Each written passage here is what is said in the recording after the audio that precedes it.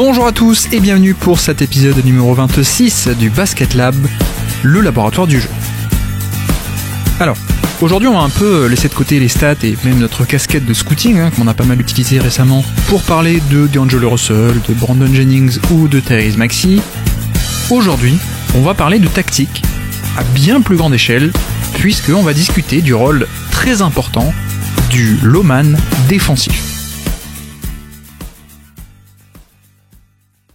Alors, déjà avant toute chose, qu'est-ce que c'est que ce fameux low man ? Bon, on va en parler en longueur dans le podcast, mais pour vous résumer très brièvement, le low man, c'est devenu aujourd'hui le rôle défensif le plus important des défenses NBA, en tout cas un des plus importants, et donc le low man, c'est la responsabilité du joueur en second rideau pour venir protéger le panier. Donc, d'ailleurs, notez bien que ce n'est pas un rôle attitré, ce n'est pas un rôle fixe, c'est un rôle très circonstanciel. Puisque le low man, c'est le joueur qui se situe au niveau de la ligne de fond, dans une certaine zone où il est prêt à venir aider au panier. Donc c'est très circonstanciel. Le low man, c'est celui qui se trouve à cet endroit-là. Et d'ailleurs, c'est à cause de ça que ce rôle-là est fondamental et a des enjeux aussi énormes dans la NBA actuelle, puisque non, ce n'est pas un rôle attitré. On ne peut pas dire à tel ou tel joueur « va faire le low man », c'est au contraire un rôle presque géographique. De positionnement sur le terrain. Et donc, précisément, toutes les batailles tactiques et stratégiques de NBA aujourd'hui visent d'un côté pour les défenses à garder le meilleur joueur dans cette zone, et à l'inverse, pour les attaques, les stratégies et les tactiques visent au contraire à placer, à positionner, à manipuler pour mettre dans cette position du low man, au contraire, les pires défenseurs possibles pour les attaquer de cette manière et via ce rôle-là. Bon, très concrètement, pour vous donner quelques exemples de ce rôle de low man, donc de défenseur en second rideau, on peut le résumer comme ça, c'est par exemple là-dessus que des joueurs comme Draymond Green ou Giannis Antetokounmpo sont élites depuis des années, ou même, pour citer des joueurs un peu plus jeunes et plus récents, c'est également dans ce rôle-là que cette année brille Jaren Jackson Jr. du côté de Memphis, et évidemment, c'est dans ce rôle-là du low man que Robert Williams est en train d'éclore. Et donc, pour parler de cette stratégie du low man, de tous ses enjeux, de son importance, de ses nuances et même de la façon dont on peut l'attaquer et le cibler aujourd'hui en NBA, aujourd'hui on reçoit une nouvelle fois Antoine sur le podcast, Antoine Tartrou de Basket Info, du podcast de l'Écho des Parquets et évidemment très fin connaisseur de tactique. Donc aujourd'hui, dans notre laboratoire de recherche sur le jeu, on va parler du rôle défensif capital du low man. Bienvenue dans le Basket Lab.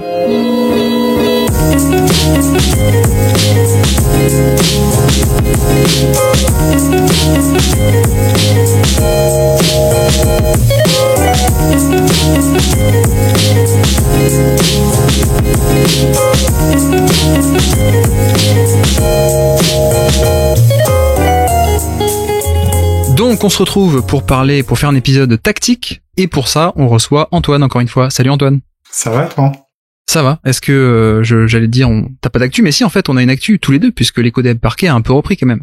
C'est vrai, on est sur une production en ce moment de folie quoi. Faramineuse par rapport au début de saison. Et en plus on a parlé des Wolves. Et depuis qu'on a publié sur les Wolves, ça se passe bien pour les Wolves. Et j'avoue que Rafa, qui était venu nous parler des Wolves, je pense qu'il était venu un peu la peur au ventre de savoir comment ça allait se passer après. Et je crois le succès de la franchise en ce moment, ça doit lui paraître bizarre, voire trop beau. Ça cache quelque chose. Je crois que ça lui faisait autant plaisir de venir sur l'Écho des Parquets qu'il avait peur des retombées de la fameuse malédiction. C'est ça. Mais bon alors du coup aujourd'hui je t'ai fait venir, mais encore une fois on va pas parler de stats tous les deux, donc ça sort de l'ordinaire encore une fois, et donc on va parler d'une stratégie en particulier, on va parler de tactique, donc on va essayer d'être assez clair là-dessus. Ça va être un peu difficile de te parler en audio d'images, mais on va quand même essayer d'être assez clair là-dessus, en plus surtout qu'il y a pas mal d'enjeux au-delà des images ou au-delà de la description d'actions et de systèmes qu'on va pouvoir faire. Il y a pas mal d'enjeux, il y a pas mal de réflexions plus globales, donc on va essayer d'aborder ça, pardon. Et du coup, c'est vrai que aujourd'hui, on va parler de la stratégie du low man, Du coup, avant qu'on attaque, peut-être très simplement, est-ce que tu peux décrire en quelques mots qu'est-ce que c'est ce fameux low man? Alors, je pense que pour le décrire, histoire d'être le plus didactique possible, on va commencer par un exemple. En général, c'est un peu plus parlant. Ou on va prendre un exemple avec les Hawks. Pas une très bonne saison, mais je pense que les playoffs de cette équipe sont encore dans la tête de pas mal de monde. Et on va imaginer un pick and roll qui se tient entre Trae Young et John Collins d'un des deux côtés du terrain. Vous avez pas envie de voir Trae Young décocher en sortie d'écran son tir à 3 points. Du coup, la défense, le défenseur de celui qui va poser l'écran va sortir sur Trae Young pour éviter ce 3 points. Trae Young, voyant la défense, va faire une passe un peu glissée vers John Collins, qui après avoir posé l'écran, lui, immédiatement va glisser pour se rendre disponible et après aller attaquer le panier. Trae Young réussit cette passe, et là, petit stop, on décrit la situation. On a deux joueurs qui, momentanément, au moment de la passe de Trae Young, sont en défense sur lui. On a John Collins qui se retrouve avec la balle, on va dire pas loin de la ligne des lancers francs en termes de distance, et qui est en situation de 4 contre 3, et qui, logiquement, si chaque joueur, en dehors de celui qui est en plus sur Trae Young, si chaque défenseur était resté sur son homme, John Collins peut aller tranquillement faire son lay-up au niveau du panier si personne vient en aide. Bon, on voit que ce genre de situation ne peut pas tenir et que forcément, on ne peut pas laisser un lay-up se faire, un lay-up ou encore pire, un dunk. Ça reste encore aujourd'hui le tir le plus efficace qu'il peut y avoir au basket. Du coup, quelqu'un doit venir en aide. Et ce quelqu'un, justement, c'est le low man. Et le low man, en général, c'est un joueur bien précis. C'est celui qui va se tenir côté faible. Donc si si le pick and roll entre John Collins et Trae Young avait lieu à gauche, et ça va être donc le gauche qui devient le côté fort. Ça va être le défenseur qui se tient côté faible, donc à droite, et le plus proche de la ligne de fond. Celui entre guillemets qui est plus proche de sa propre ligne de touche, qui doit venir en aide. Pourquoi lui? C'est souvent parce que c'est celui qui va se situer le plus proche du panier, qui en plus peut voir l'action. Oui, c'est ça en fait. Ça vient aussi du corner opposé parce que c'est censé être la passe la plus dure à faire pour punir une rotation. C'est ça. C'est la passe la plus dure et en plus c'est celle qui est la plus longue. La plus lointaine, ouais, c'est ça. Si c'est la plus lointaine, c'est celle qui mettra le plus de temps à être exécutée, à venir justement à ce joueur qui est dans le corner opposé. Et du coup, ce qui laisse un peu plus de temps à la défense de faire ses rotations et de revenir. Donc je pense que le low man, c'est ce joueur côté faible, le plus proche de la ligne de fond, qui est responsable dès que la défense côté fort a été mise à mal et qu'il y a une pénétration ou pas forcément une pénétration, on peut imaginer un rôle, par exemple de Rudy Gobert. C'est ce joueur-là qui est censé venir pour prévenir potentiellement une attaque, qu'elle soit balle en main ou en lob, qui est censé prévenir cette attaque, qui est censé la défendre et éviter un lay-up ou un dunk tout cuit. Donc en gros, le low man, c'est le défenseur en second rideau. On peut l'appeler ça comme ça. Et low parce que il est très bas par rapport à la hauteur du terrain. Il est proche du panier, donc proche de la ligne de fond. Et c'est vrai que c'est devenu un enjeu, un rôle clé et un enjeu stratégique et tactique véritablement fondamental dans la NBA d'aujourd'hui, d'un point de vue tactique. Et alors, avant qu'on rentre complètement du coup dans le détail de tout ça, je voulais aussi qu'on fasse un petit état des lieux de la tactique aujourd'hui en NBA, très court, hein. Enfin, on va voir comment on a à dire, mais aussi parce que peut-être cet état des lieux, ça va aussi nous amener à comprendre pourquoi est-ce que ce rôle-là du low man, ça devient quelque chose à ce point primordial aujourd'hui. Et donc c'est vrai que petit état des lieux de la tactique aujourd'hui, moi j'ai fait un constat, et je sais pas si tu me rejoindras, c'est que c'est vrai que je trouve que depuis clairement 2-3 ans, on est quand même sur des systèmes moins complexes qu'on pouvait avoir même encore il y a 3 ans, même en 2018 ou 2019, je trouve. On a eu carrément il y a une évolution depuis tout le temps, hein, depuis 15-20 ans, voire même plus. Mais c'est vrai que je trouve qu'il y a eu une accélération là depuis 2-3 ans où même des systèmes qu'on va dire classiques, qu'on avait l'habitude de voir, commencent petit à petit à disparaître, ou en tout cas à s'étirer de plus en plus à la ligne à 3 points. Et aujourd'hui, il y a de plus en plus finalement de systèmes un peu plus soit très simples, qui mettent très simplement des joueurs dans des bonnes positions sans que ce soit très compliqué, hein, que ce soit juste on fait un pick and roll de tel côté ou tel côté, juste un drive, une isolation, un jeu en sortie d'écran, ce genre de truc, vraiment assez simple. Là où avant, c'est vrai qu'on avait un peu plus de systèmes un peu plus complexes, un peu plus élaborés. Est-ce que déjà tu me rejoins un peu sur ce constat-là? Oui, mais je dirais que c'est quelque chose en fait qui est un mouvement encore plus lointain, où ce concept, c'est un peu ce qu'on peut appeler la free flow offense, quoi. C'est ça, ouais. Où petit à petit, vous avez les entraîneurs qui appellent de moins en moins de systèmes, qui vont laisser de plus en plus de liberté aux joueurs.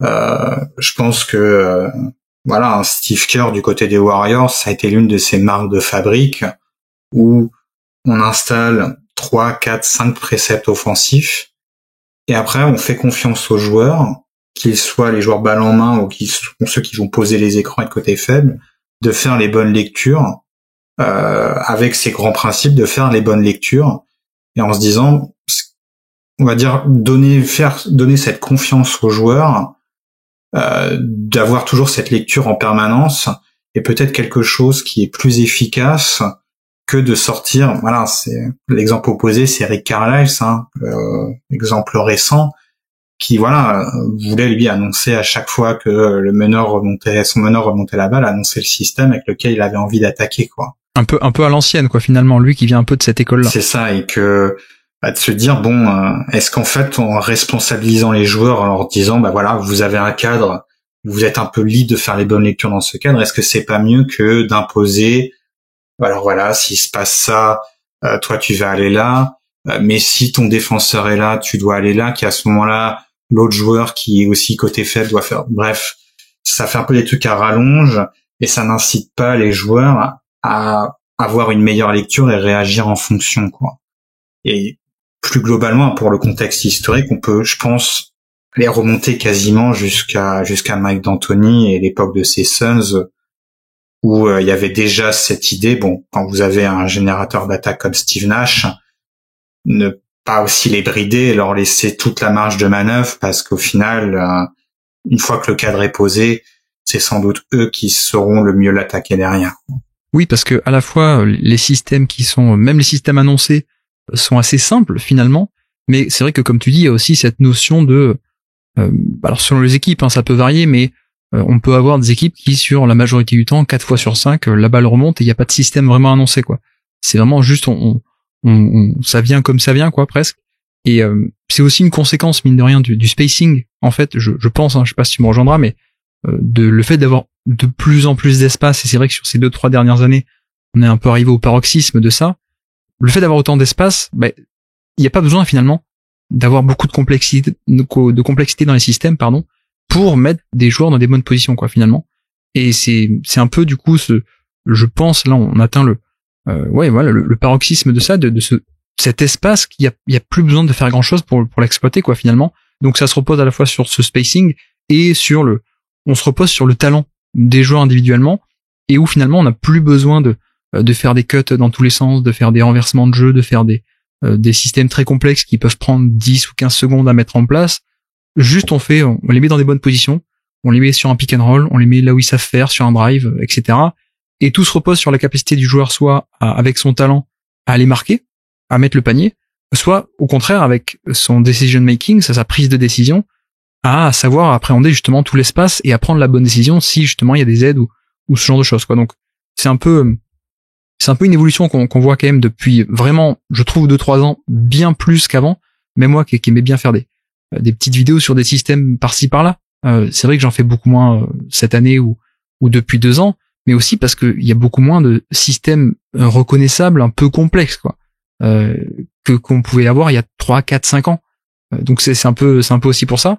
Et même, même les systèmes qu'on a appris à connaître depuis 10 ans, on peut les citer, hein, mais tu sais, même les systèmes en horns, aujourd'hui, même ça devient presque des exceptions, quoi, parfois. Oui, mais je pense que moi j'y verrais 2 points, comme tu dis, le spacing. parce qu'en fait, avant, si on remonte encore plus longtemps avant, il y a 10, 15, 20 et encore plus, il y avait cette idée quand même qu'un système devait générer un bon tir et que ce tir, plus il était proche du panier, plus il était intéressant, quoi. Et c'est vrai que l'évolution de la ligne à 3 points fait que, en réalité, on a vu tous ces systèmes qui aujourd'hui, en fait, la zone intéressante est devenue tellement grande avec cette ligne à 3 points qui font que trouver un tir préférentiel, il n'y a plus besoin de se démêler dans tous les sens pour être sûr d'obtenir de ce bon layup. Bon, les équipes le font toujours, hein. Mais entre guillemets, il n'y a plus besoin d'avoir quelque chose d'hyper compliqué, d'hyper roublard, hein, parce qu'il y avait qu'une zone en réalité qui nous intéressait beaucoup, qui était celle du dessous du panier, quoi.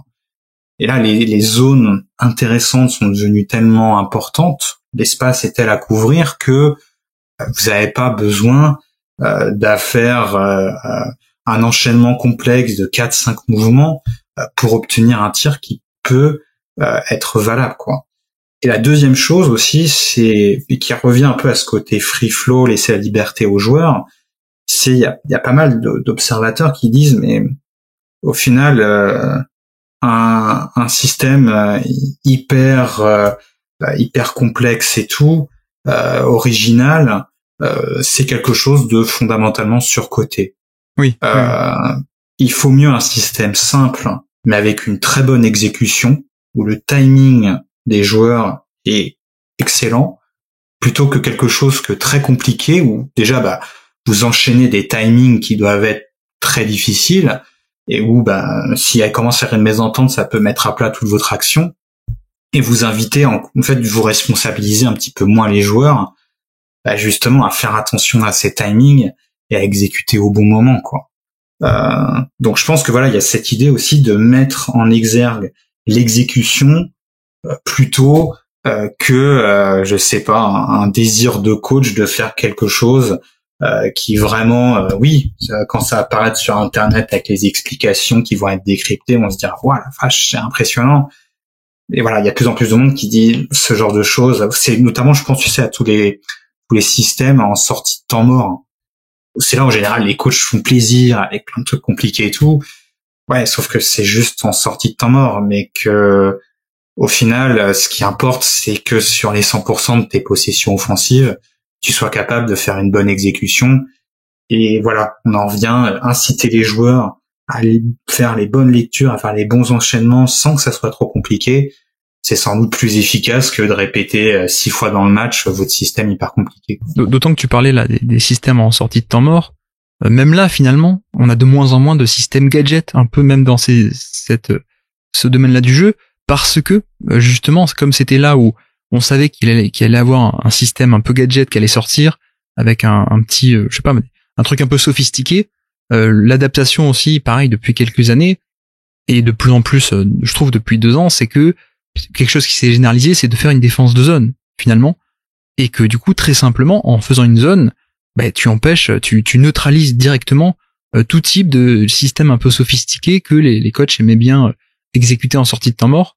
Et c'est comme ça aussi que, même dans ce domaine-là, les ATU, donc les after timeout, ce domaine-là où on avait pas mal de systèmes un peu complexes, même là, on les retrouve plus parce que la parade elle est trop simple et maintenant les équipes le font même majoritairement presque de manière automatique de se mettre en zone juste pour la possession en sortie de temps mort, histoire de bien annihiler la possibilité d'un système gadget, et puis ensuite on se remet à faire du homme à homme ou truc classique.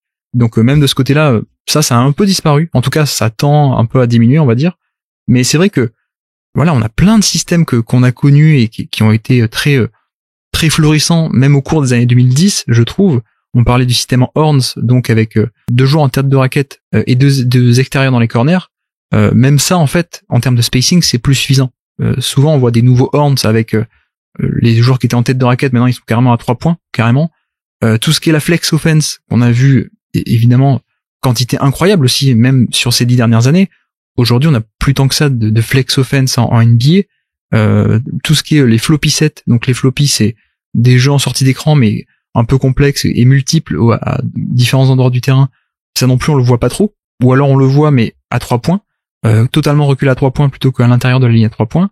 Voilà, il y a même l'elbow ou la high post offense qui était très connu aussi, notamment avec Rick Adelman du côté de Minnesota, avec Kevin Love, ou Tom Thibodeau qui la faisait aussi avec Joakim Noah à Chicago. Bah ça non plus, la high post offense, on n'en voit plus trop.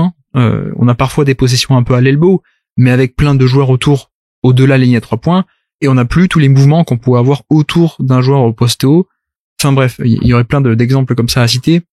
L'attaque en triangle, pardon, aussi, évidemment, qui a bien disparu, et ça date d'un peu avant. Et c'est vrai que tous ces systèmes-là ont été un peu, en tout cas, tendent à disparaître, et sont remplacés petit à petit par, alors, on leur donne des noms quand même, c'est des systèmes en pistol, donc un joueur qui remonte la balle du côté de l'aile et qui reçoit un ou deux écrans rapides. On a des systèmes en delay, on a les fameux Chicago et Chicago Action ou Miami Action, qui sont très simplement un écran et un jeu de main à main, en fait. Voilà, on a des trucs très simples, on a du Spain, on a des exits, ça on va en parler, etc. Mais c'est vrai que globalement, on est passé de une certaine variété à aujourd'hui plus dans la simplicité. Et même, tu sais, on en parlait avec Rafa, justement, dans l'écho des parquets, on lui demandait de nous définir finalement l'identité offensive de Minnesota. Ben, il savait pas quoi nous répondre, parce qu'en fait, on n'est plus trop dans cette période où il y a de vraies identités avec une équipe qui fait beaucoup de hands, une équipe qui fait beaucoup de post-up ou de jeu en elbow, etc. Aujourd'hui, on est juste sur des attaques de plus en plus fluides et de plus en plus en free flow, quoi, finalement. Oui, ça va plus dépendre de ton personnel. De ton personnel, ouais, de tes joueurs stars. C'est un peu eux qui vont fixer ta façon, parce que bon, c'est vrai qu'entre Denver, Miami, Golden State, Philadelphie, vous verrez des manières quand même d'attaquer très différentes. Mais voilà, aujourd'hui, il y a une telle emphase autour de la ligne à 3 points, et à juste titre, et quand on va revenir sur Loman, le 3 points aura son importance, et je pense que c'est dans ce genre de choses qu'on comprend qu'en fait le 3 points est autant une conséquence qu'une cause, de prévenir tous ces systèmes défensifs. C'est souvent, c'est pas quelle est la solution, mais c'est vraiment un fluidifiant. S'il est bon, c'est un fluidifiant facilitateur qui est assez extraordinaire. Et après, avant de revenir sur Loman, il y avait toujours cette idée, je pensais à la flex ou au triangle, de se dire, je vois que Tex Winter disait, mais le triangle, il y a 56 variations possibles et tout. Et bon, il y avait un côté un peu utopique où ces 56 variations, en réalité, on les voyait quasiment jamais, et il y a un moment où ça desservait un peu l'idée principale qui était, voilà, ce que je disais à un moment, il faut que l'exécution, le timing soit bon, de savoir que oui, mais après tel mouvement, si c'est contré, tu peux enchaîner par tel mouvement qui va annoncer ça, mais si c'est défendu d'une telle manière, c'est-à-dire là-dessus, d'un moment, oui, bon, si c'est aussi compliqué d'obtenir un bon tir, c'est que t'as peut-être pas besoin d'avoir 56 variations pour essayer d'avoir le bon tir. Oui. Et du coup, ça a peut-être été un peu aussi idéalisé a posteriori. Oui, complètement. Ce coup des équipes qui ont plein d'options, attaque en triangle, etc., quoi. C'est ça. Vous allez regarder le Chicago ou les Lakers de Phil Jackson. Bon courage pour les trouver, les 56 variations, quoi. Ouais, il y a plus des concepts de base qu'autre chose, quoi. C'est ça, ouais. Mais alors c'est vrai que c'est aussi, je voulais aborder ça un peu l'état de la tactique aussi pour amener sur une idée un peu centrale, et je pense que t'es un peu d'accord, on en avait discuté la dernière fois. Comment est-ce qu'on aborde la tactique aussi? La tactique, c'est pas forcément que des systèmes bien dessinés, des systèmes complexes, très sophistiqués, qui peuvent nous permettre de libérer un tir de cette manière ou de cette manière. Je pense que c'est un peu la mauvaise façon de penser à la tactique. Je pense qu'il y a la meilleure façon, en tout cas la plus réaliste, je trouve, en ce qui concerne les équipes NBA et l'élite, c'est de penser tactique en termes de stratégie, surtout. C'est-à-dire pas tant de le système en lui-même, mais de qui est-ce qu'on va attaquer, avec qui est-ce qu'on va attaquer, qui est-ce qu'on va cibler, de quelle manière on va attaquer, quel joueur on va placer à tel endroit ou à tel endroit, dans quelles conditions on va faire cette action ou cette action, etc. Et donc en gros, voilà, l'idée de plutôt mettre les bons joueurs aux bons endroits, plutôt que simplement penser que tactique, ça veut dire système très complexe, quoi. Je sais pas si... Oui, et il y a les importances du placement, de la communication. On a souvent tendance, c'est vrai que l'effort en défense, c'est quelque chose de très important, mais voilà, il y a des joueurs qui sont plus à l'aise dans tel rôle ou dans tel rôle, et vous avez pour les maximiser, bah voilà, tendance à favoriser certains principes par rapport à d'autres. Et du coup, voilà, il n'y a pas besoin, je vois très bien ce que tu veux dire, on a tendance à appeler ça du coach porn, qui a un côté un peu négatif, dans le sens où, bon, c'est un peu un plaisir de coach, mais dans la réalité, est-ce que c'est ce qu'il y a de plus pertinent? Pas forcément, quoi. D'ailleurs, ne tapez pas ça sur Google pour aller voir. Oui, c'est un bon conseil. Non, mais alors, j'aime bien, c'est une analogie. Alors toi, je sais pas si tu connais Michael Lombardi, qui est parce que tu sais pas trop la NFL, mais c'est un analyste NFL très connu qui a notamment été GM et qui a travaillé dans les front office de plein d'équipes très compétentes, et notamment les 49ers à l'époque de la grande époque, les Raiders et surtout les Patriots de Tom Brady et Belichick, évidemment, mais qui dit souvent que voilà, l'erreur aussi qu'on fait en NFL beaucoup, et notamment sur les coordinateurs offensifs, c'est que le bon coordinateur, en gros, c'est celui qui a les bons systèmes, alors qu'en fait, c'est pas du tout ça être un bon coach offensif, c'est pas du tout ça être un bon coordinateur offensif, c'est pas le mec qui a un playbook de folie, qui a 10 000 systèmes très sophistiqués, avec des feintes, avec des trucs comme ça. Le vrai bon coach offensif, c'est celui, en fait, qui sait manier l'art du play calling. Au-delà des systèmes en eux-mêmes, c'est celui qui sait appeler telle action à telle action, qui sait comment est-ce qu'on peut manipuler au cours d'un match en faisant croire qu'on fait cette stratégie, puis ensuite on fait ça. Voilà, c'est le play calling de manière plus générale que simplement le système en lui-même, quoi. Et c'est un peu la même chose, je trouve, en NBA, où les meilleurs coachs, c'est pas forcément, Nick Nurse, Steve Kerr, leur force, c'est pas que d'avoir des systèmes gadgets hyper travaillés, hyper sophistiqués. Leur force, c'est aussi et surtout le play calling, l'adaptabilité, savoir lire une défense, savoir lire un coach, etc., quoi. Exactement. C'est savoir réagir au bon moment, bien gérer l'échantillon, de savoir si est-ce que je viens de voir, c'est une grosse réussite de l'adversaire, ou ils ont vraiment percé quelque chose dans notre défense, et être capable à partir de là de s'adapter, de le faire appliquer aux joueurs, bien évidemment, pour derrière, non seulement corriger le tir, mais être capable de refaire une bonne séquence qui peut faire changer le match.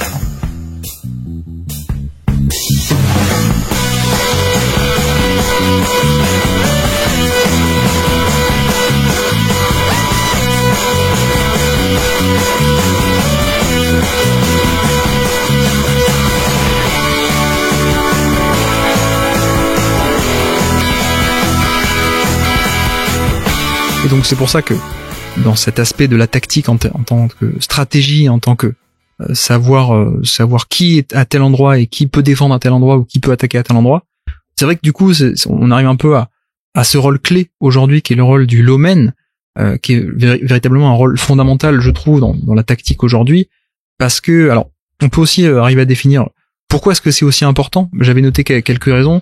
Je sais pas si tu en as, toi, ou tu veux que j'enchaîne directement avec ma liste. Vas-y. Bon, très rapidement, on l'a dit un peu, mais le fait que les tirs au panier sont les tirs les plus rentables du basket, et de très loin. Et notamment, même si les 3 points, ça vaut 3 points, finalement, quand on doit prioriser, comment on dit? Prioriser. Qui est-ce qu'on protège en premier lieu? C'est d'abord le panier, et donc, c'est aussi pour ça que c'est à ce point important d'avoir quelqu'un en second rideau qui va venir notamment protéger le panier, protéger la raquette, plutôt que, comme tu disais dans ton exemple tout à l'heure avec Trae Young ou Atlanta, plutôt que de simplement rester en homme à homme et de laisser John Collins aller faire son layup, quoi. C'est, pour moi, ça part aussi de là, c'est que l'importance du tir au panier, elle est à ce point dominante par rapport même au tir à 3 points. Oui, non, mais c'est le genre, ça reste quand même la zone où, vous devez la bloquer. Et souvent, on dit les meilleures défenses. Je reprends par rapport à l'épisode qu'on avait fait sur les analytics, comme quoi là où vous prenez vos tirs, c'est plus si corrélé que ça par rapport à votre capacité offensive. Il y avait un article de Partno qui était paru, je crois, 1 ou 2 semaines après, qui disait par contre en défense, c'est toujours plus ou moins lié, quoi. Oui. Et en général, les meilleures défenses sont celles qui défendent le mieux les tirs au panier, type Cleveland, ou sont celles qui évitent le plus de conseiller les tirs au panier, type Celtics, Warriors. Et puis donc, un peu lié à ça, deuxième raison, évidemment, on a un peu parlé, mais pourquoi est-ce que c'est aussi important ce rôle du lawman? Parce que forcément, il y a bien plus d'espace aujourd'hui en NBA. Il y a un spacing incroyable, et donc quand tu sais que le panier est à ce point valuable et que tu as autant d'espace à gérer, bah il vaut mieux quand même avoir de très bons joueurs pour remplir ce rôle du low man et pour pour malgré tout cet espace à gérer, arriver à protéger quand même le panier. C'est ça. Parce que du coup, pour revenir dans les détails, faut quand même se dire, alors ça, comme je dis, il y a des variations dans la manière dont les équipes exécutent ce low man, mais faut quand même vous dire que si vous partez un peu trop tôt en aide, parce que vous voyez que l'intérieur adverse il va glisser son écran avec une envie, c'est voilà d'aller recevoir la passe et de faire le dunk. Si vous partez trop tôt, aujourd'hui on insiste beaucoup sur l'importance de ces fameuses corner passes où le joueur est capable de faire une passe très rapide dans la diagonale opposée pour trouver le joueur dans le corner. Si on dit que ces passes-là sont devenues quasiment un sine qua non pour être un bon meneur dans la NBA actuelle, c'est pour punir cette aide. Ou si on sent que le défenseur est en train un peu de tricher, comme on dit, et déjà un peu de se placer en avance, une bonne passe dans le bon timing bien exécutée, ce qui est, attention, très difficile à faire. On sent qu'il y a un véritable travail des équipes pour entraîner les joueurs là-dessus, parce que c'est une passe, il y a 6-7 ans, on la voyait pas si souvent que ça. Si en tout cas vous êtes venu, si le Loman est venu trop vite aider, vous pouvez concéder un tir dans le corner où aujourd'hui le joueur moyen il le met à 40%, quoi. Donc vraiment un mauvais tir concédé. Donc il y a quand même cette difficulté. Je sais plus quand je prépare l'épisode où je disais c'est quasiment plus de l'art qu'une science, où vous devez avoir un certain flair. Alors il y a des questions techniques où on vous dit vous êtes censé au moment où le joueur fait la passe, vous êtes quasiment censé être déjà bien placé et prêt à aller revenir sur votre joueur en cas justement de si le meneur est en train de faire cette fameuse corner pass. Vous êtes déjà, entre guillemets, il n'y a pas de changement d'appui, vous êtes déjà placé au bon endroit. Si par exemple dans mon exemple, si Trae Young fait la passe à John Collins, c'est bon, le moment où la passe est faite, vous êtes déjà au bon endroit. Mais s'il va faire la passe au contraire, imaginons que c'est Kevin Huerter ou DeAndre Hunter qui est dans le corner opposé, hop, vous êtes déjà au moment où la passe est faite, il y a pas de contre-appui, vous êtes déjà en train de pouvoir faire votre rotation, quoi.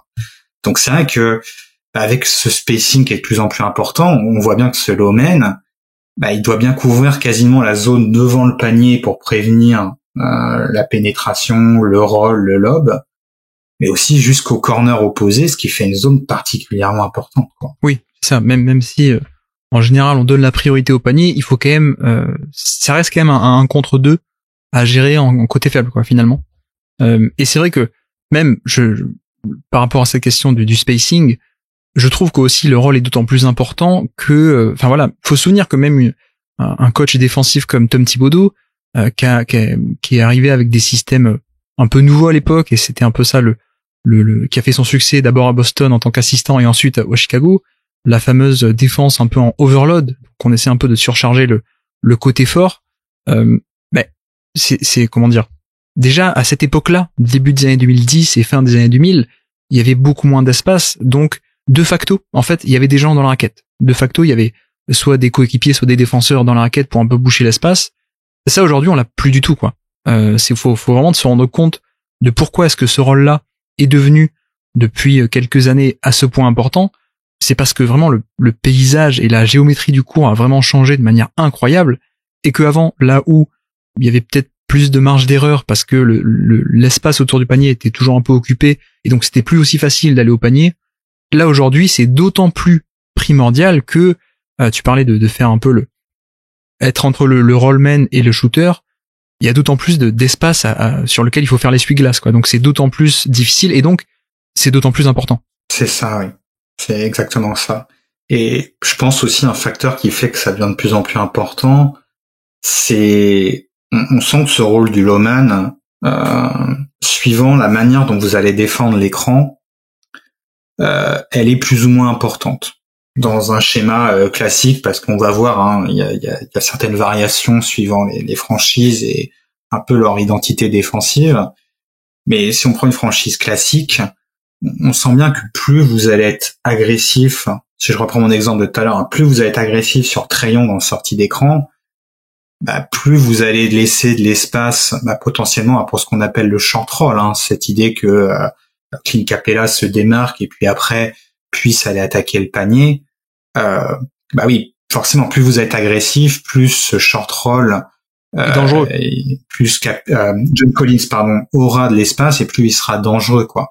Au contraire, plus vous êtes conservateur dans le sens un peu du drop, un peu façon Utah, si vous avez Rudy Gobert il va pas monter sur Trae Young, il va plutôt rester un peu plus bas, ou Brook Lopez, oui, le low man, il a forcément moins besoin d'arriver parce que il y a plus, comme je disais à un moment, cette situation où Collins serait seul face au panier pendant un moment.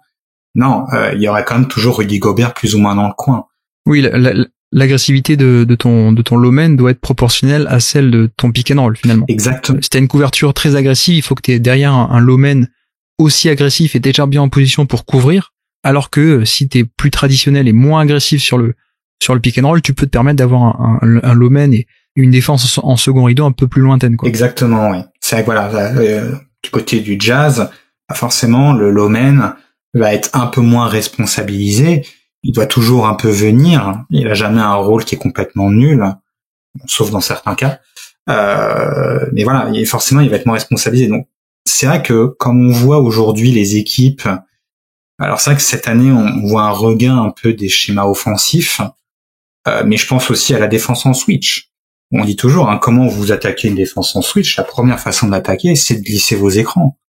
C'est à des moments, soit vous ne faites pas d'écran du tout, à un moment c'est soit de le glisser à un moment surprise, et à ce moment-là, si la communication n'est pas bonne, le joueur se retrouve démarqué avec personne lui face au panier, le low man doit intervenir pour aller couper cette mauvaise communication sur le switch, parce que s'il ne vient pas, encore une fois, c'est un dunk, un lay-up complètement ouvert, quoi. Donc, quelque chose qui a réussi à 90-95% de réussite. Oui, parce que dans la théorie, le switch, c'est on ne concède aucun décalage, sauf que dans la pratique, il y a des fois avec, comme tu dis, un écran glissé, tu peux aller derrière les défenseurs et du coup, il faut que t'es là encore un défenseur en second rideau. Et c'est vrai que, alors on l'a pas dit aussi, mais toujours un peu concernant ce rôle, avant qu'on y vienne plus précisément et que tu puisses nous détailler aussi les différentes équipes, les différents profils qu'on a en NBA, on en a pas mal.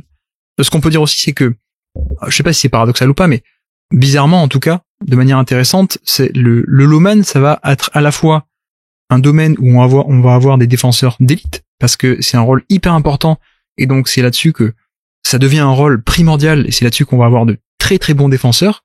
Et puis, complètement à l'inverse, c'est aussi, du coup, l'endroit où les équipes vont essayer de placer les mauvais défenseurs, en tout cas les attaques vont essayer de placer des mauvais défenseurs dans cette position pour les attaquer. Donc il y a un peu ce double truc un peu dans les deux extrêmes où les défenses essaient de mettre les meilleurs possibles dans ce rôle-là parce que c'est très difficile et parce que ça a beaucoup de valeur.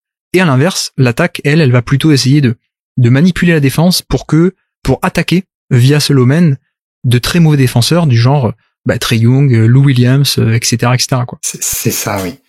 Et je pense que pour les façons de l'attaquer, on va le voir après. Mais c'est vrai que pour citer plusieurs, on va dire, exemples différents, hein, je pense que le rôle du low man, il est à peu près clair maintenant, du moins je l'espère. Après voilà, comme je disais, les équipes, elles ont différentes façons de le jouer. Typiquement, je disais tout à l'heure, si vous faites un drop défensif, a priori ce low man est moins nécessaire. Du côté de Milwaukee, c'était souvent donc Brook Lopez qui était impliqué sur les écrans et donc bien évidemment qui était sur un drop assez prononcé.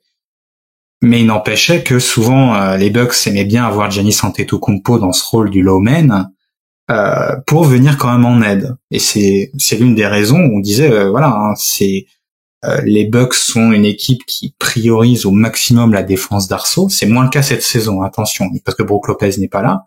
Parce que non seulement vous aviez toujours Brook Lopez qui était là justement assez bas pour protéger l'arceau, mais en plus vous aviez Antetokounmpo en second rideau, quoi, dans ce rôle du low man. Alors oui, ça générait potentiellement les 3 points au vert, mais on peut comprendre que aller attaquer l'arceau, c'était quand même assez compliqué si vous avez Giannis Antetokounmpo dans ce rôle du low man. Et ça qu'on peut noter, hein, une partie des meilleurs défenseurs de ces dernières années, Draymond Green, Giannis Antetokounmpo, je sais pas si t'en as d'autres qui te viennent en tête. Jaren Jackson, Robert Williams récemment et tout. Oui, il y a vraiment cette idée. Vous avez pas mal de fois des candidats, vous avez une majorité des candidats, je dirais même au titre de défenseur de l'année, qui sont souvent placés dans ce rôle du low man. Même sans, enfin, D'Angelo Russell par exemple est aussi un peu dans ce rôle-là du côté de Minnesota, dans un peu ce rôle de low man où face au jeu, et lui c'est pas pour le coup en tant que, comment dire, c'est pas vraiment faire des rotations très efficaces, mais c'est plutôt dans sa communication aussi, parce que c'est un aspect important. C'est pas seulement le mec qui est capable de balayer toute la largeur du terrain. Il y a aussi cette notion avec D'Angelo Russell, par exemple, hein, ou d'autres, Marcus Smart, dans ce rôle du low man, de l'arrière qui voit le jeu, qui le comprend et qui annonce un peu partout les consignes à ses coéquipiers. Oui, ça peut être Kyle Lowry aussi, par exemple. Oui, tout à fait. Peut-être avoir un facteur plus dissuasif. Déjà qu'ils vont communiquer, vont avoir le bon placement, et en plus, vont avoir cette menace, vont avoir ce bon timing pour essayer de générer des fautes offensives, des charges, quoi. Donc ça, qu'il y a cet exemple des Bucks où eux, c'était vraiment le drop plus cette aide agressive. Là, récemment, il y a eu des articles très intéressants qui sont parus sur les Celtics et leur regain depuis le début de l'année, où que ça soit Brad Stevens ou Ime Udoka, qui disent voilà, notre tournant, c'est quand on a décidé de mettre Robert Williams dans ce rôle du low man plutôt que dans le rôle du défenseur d'écran, quoi.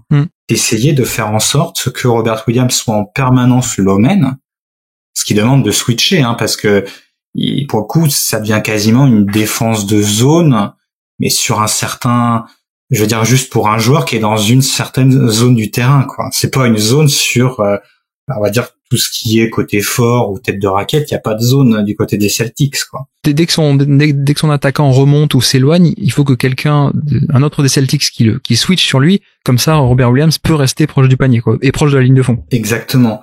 Et du coup, c'est là où on peut voir, hein, le rôle du low man et demande des qualités qui sont différentes.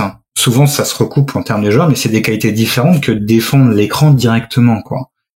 Donc, typiquement, du côté des Celtics, en ce moment, c'est Al Horford qui va défendre plutôt, qui va essayer d'être en défense sur le poseur d'écran classique adverse pour pouvoir gérer vraiment ce moment, que ça soit du drop, plutôt quelque chose de plus agressif, d'être capable de gérer cette séquence-là sur un périmètre assez réduit, mais d'avoir toujours Robert Williams, parce qu'il a ses qualités athlétiques extraordinaires. Et en plus, bon, si on veut donner la balle à son homme, quand même capable de gérer, parce qu'on disait que ça demande de switcher, hein. Peu importe que le joueur qui soit dans le corner opposé, ça soit un excellent joueur ou un joueur très minime, s'il a la balle en main, il faut quand même que vous soyez capable de défendre dessus. Donc la polyvalence de Robert Williams est utilisée là-dessus. Et après voilà, c'est son envergure, ses qualités athlétiques, et aussi peut-être un certain sens du positionnement, mais dans un certain cas, qui l'avantage en étant plutôt low man. Et c'est vrai que si les Celtics sont la meilleure défense cette saison, pour beaucoup de monde, c'est dû à ce remaniement des rôles et faire de Rob Williams le low man en permanence. Franchement, il fallait le voir venir, hein, que Rob Williams allait devenir un bon joueur. Je vois pas qui aurait pu prédire ça. Tu vois, c'est vrai qu'il y avait cette idée de se dire, il y a un peu un côté, une déception en se disant, mais il subit trop de fautes parce que il a pas cette rigueur dans son placement, dans son jeu de pied, dans les angles qu'il peut concéder directement en étant impliqué. Mais par contre, si on le met dans un rôle complètement opposé, là, ça devient quelque chose de plus intéressant. Voilà, on a des doutes et au final, ces doutes ont été un peu dissipés, mais parce qu'il a fallu le mettre dans un rôle, je dirais un peu moins classique, parce que oui, Robert Williams, c'est votre pivot, c'est celui qui va défendre le pivot adverse, donc c'est lui qui va être impliqué sur les écrans, quoi. Mais voilà. Mais moi, je connaissais un mec qui l'avait mis en chapeau 2 de sa mock draft, juste après Luka Doncic et Jaren Jackson, mais bref. C'est sûr, c'est que ça sera pas moi. je fais un peu ma danse de la victoire sur Robert Williams, même si c'est pas fini, on va atteindre d'autres cieux encore. Mais non, mais tu sais, moi, ça me faisait penser un peu à quelque chose dont on avait discuté il y a très longtemps déjà. Je sais pas si tu te souviens la stratégie de Oklahoma City contre les Spurs en playoff. Ça devait être 2012-2014, il me semble, pour défendre Tim Duncan au poste, où je crois qu'au milieu de la série, Scott Brooks avait switché. C'est-à-dire qu'au départ, il s'était dit, on va mettre le meilleur défenseur qui était Serge Ibaka pour défendre les post-up de Tim Duncan. Sauf qu'en milieu de série, il y avait un switch où tout d'un coup on s'était dit, non, on va plutôt mettre Kendrick Perkins, qui est plus costaud, pas aussi compétent, mais plus costaud et plus grand, et donc il va gêner suffisamment. Et on va avoir du coup Serge Ibaka, non plus sur Tim Duncan, mais du coup en défense sans ballon, et qui donc peut aider, peut venir apporter des prises à deux quand il faut, peut peut-être avoir un peu plus d'impact de ce côté-là. Voilà. Et c'est vrai que cet exemple-là, qui était un peu spécifique au post-up de Tim Duncan, c'est quelque chose qui aujourd'hui, c'est un peu ça le principe du Low-Man, quoi. Et notamment avec Robert Williams, ça se généralise à l'ensemble du jeu et à l'ensemble du terrain, quoi, finalement. C'est ça. Il y a toujours, on voit toujours le débat apparaître depuis quelques temps où là récemment c'était Rudy Gobert, où il y avait un manque de respect parce qu'il défendait pas sur Karl Anthony Towns et il était plutôt sur Jared Vanderbilt, quoi. Et non, c'est complètement, en fait, déjà sur Towns vous avez plutôt intérêt de switcher, et surtout il y a des chances que vous maximisiez plus l'impact de Gobert en le mettant dans ce rôle du low-man sur un joueur qui est pas très dangereux, qui est même pas une menace au périmètre, etc., quoi. Bah oui, ça donne beaucoup plus de liberté à Gobert, et de fait que vous allez pouvoir défendre la majorité des actions avec, sur un court laps de temps, une majorité numérique, quoi. Et ça a plus de poids. Et c'est pareil, Antetokounmpo a toujours cette idée, mais pourquoi Antetokounmpo, qui est soi-disant le défenseur de l'année, il est pas en défense sur le meilleur joueur adverse et tout.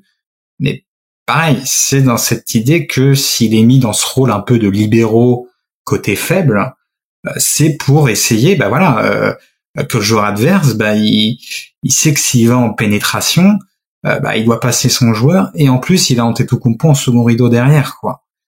Donc ce rôle dissuasif qui en fait donne momentanément, suivant comment vous êtes agressif sur le domaine, des fois des situations d'avantage numérique côté fort, c'est probablement plus intéressant que je dirais directement de la défense, de la bonne défense sur le ballon, quoi.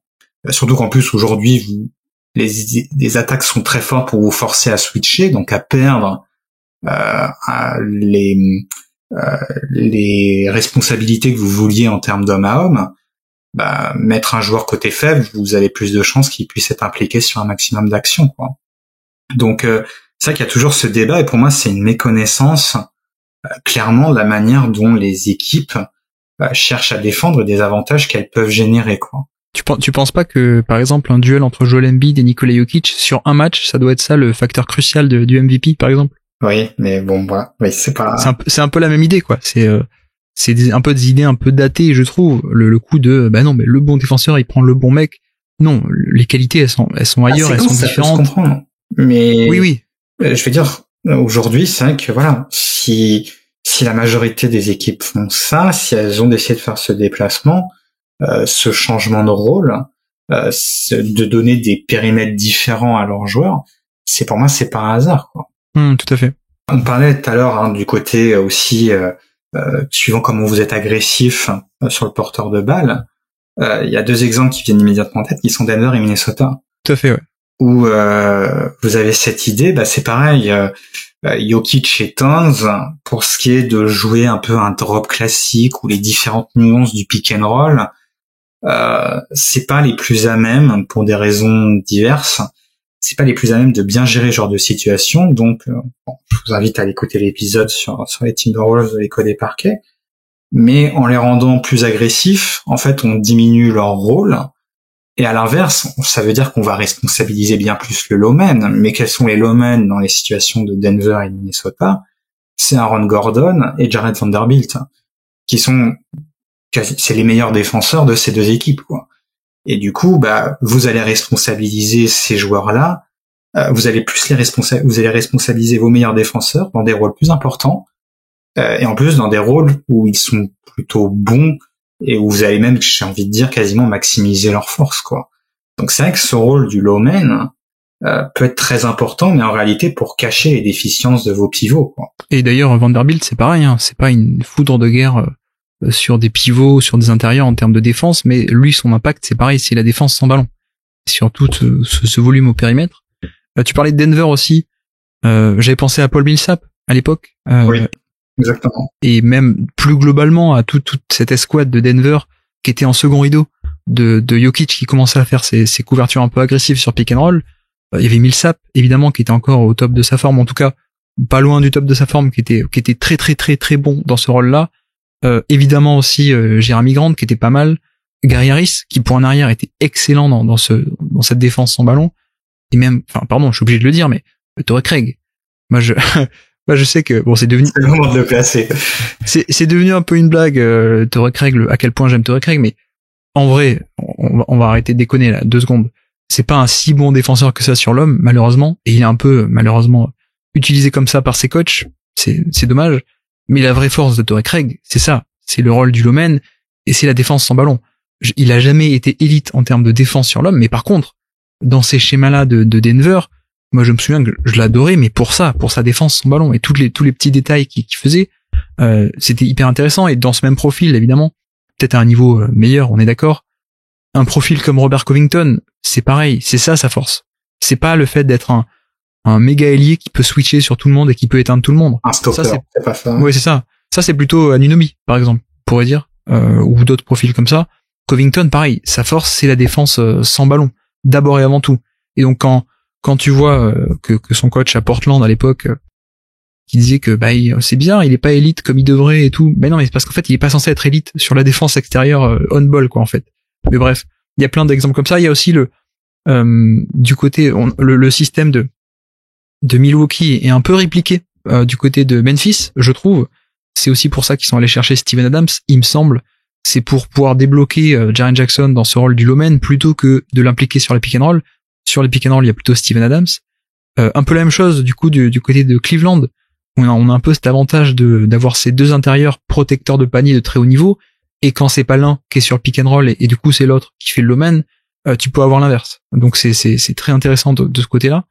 À moins que tu aies d'autres choses à dire sur les défenseurs d'élite ou les défenses d'élite qu'on aurait loupé ou d'autres détails, juste basculer de l'autre côté, parce que encore une fois il y a ces 2 extrêmes, hein, du côté du Lomen à la élite et les très très mauvais.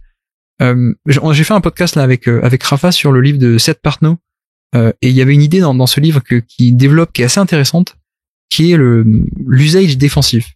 En gros, l'usage, donc c'est le volume d'utilisation, évidemment, on le connaît beaucoup en attaque, mais ce qui nous montre aussi dans ce livre, Seth Partnow, c'est que l'usage défensif, la répartition, la distribution de l'usage défensif en NBA, elle est beaucoup plus resserrée que ça peut être pour l'attaque. Ouais. C'est-à-dire que pour l'attaque, on peut avoir des joueurs très héliocentriques avec énormément de responsabilités, jusqu'à 35-40% de responsabilité, 35-40% de volume d'usage, ou carrément à l'autre extrême 5 ou 9% d'usage. En défense, c'est l'inverse, c'est-à-dire qu'on a une distribution qui est beaucoup plus resserrée autour entre, on va dire très grossièrement, entre 10 et 20%. On retrouve tout le monde entre 10 et 20%. Et donc, ce qui veut dire aussi que, justement, on n'a pas d'héliocentrisme défensif. Au maximum, les grands maximums, c'est 20%, 25% d'usage défensif. Donc, très concrètement, 20% du temps, un défenseur est face au ballon et face à son match-up qui a le ballon. Donc, c'est très peu, finalement. Et c'est d'autant plus, je dis ça aussi parce que ça montre d'autant plus l'importance de la défense sur collective et sans ballon, parce que la défense sur l'homme, finalement, voilà, tu peux maximum avoir un impact de 1 fois sur 5. Alors, je caricature, mais c'est un peu ça l'idée quand même. C'est ça. Et voilà, hein, de toute façon, aujourd'hui, comme je dis, hein, les équipes sont devenues tellement fortes pour générer des switches, ou si d'essayer de pas switcher, ça va être compliqué, que vous avez beau avoir mis Kawhi Leonard sur Luka Doncic, ça va être compliqué de le garder sur l'ensemble des possessions, de le garder 100% de la possession dessus, quoi. Si tu switches pas, il te trouve la passe qui te punit, quoi. Oui, et même, tu vas là, pour le coup, comme tu disais, tu vas pouvoir rentrer, les coachs vont pouvoir rentrer dans les petites tactiques pour faire les choses où, ok, d'accord, tu switches pas, mais là, dans ce cas-là, ça va être un peu compliqué de ne pas switcher, quoi. Ouais, tu voulais en venir où? Parce que moi après j'avais une dernière. Non, en fait, j'allais dire aussi de l'autre côté, justement. On en parlait un peu en antenne, donc tu peux aussi en parler de ce côté-là. C'est aussi surtout que pour les mauvais défenseurs, on a aussi pas mal de switch sans ballon pour essayer de les protéger et pour essayer qu'ils ne soient pas impliqués sur les écrans et sur le ballon, du genre Trae Young, du genre ce genre de profil un peu friable en défense. Donc de plus en plus, les équipes font des switch sans ballon. C'est-à-dire toi tu restes dans le corner ou Harden ou d'autres joueurs comme ça, tu restes loin de l'action, tu vas pas proche du ballon, sauf qu'aujourd'hui avec plein de tactiques qu'on va détailler dans un instant pour attaquer le domaine, bah finalement même ces joueurs-là ne sont plus cachés finalement. C'est ça. Avec l'importance, on va dire, de ce placement, de ce principe défensif, ce qui était avant la zone parfaite pour cacher votre plus mauvais défenseur et quasiment, on a envie de dire aussi souvent votre plus mauvais attaquant. Le corner opposé, c'est souvent le rôle du PJ Tucker. C'est celui où vous dites bon, on sait que c'est là qui sera peut-être le moins dangereux. C'est là qui sera potentiellement peut-être le plus dangereux, mais dans le rôle le plus passif qui soit. Souvent, vous aviez tendance à mettre votre plus mauvais attaquant à cet endroit-là. Donc, c'était logique pour la défense d'aller mettre son plus mauvais défenseur en disant, bon, un peu balle au centre. Ces deux-là, on les implique pas trop et voilà, quoi. Et de manière logique, si l'attaquant qui est dans le corner opposé n'est pas du tout un bon attaquant, vous allez donner à des joueurs comme Antetokounmpo, Green et compagnie une marge de manœuvre encore plus grande.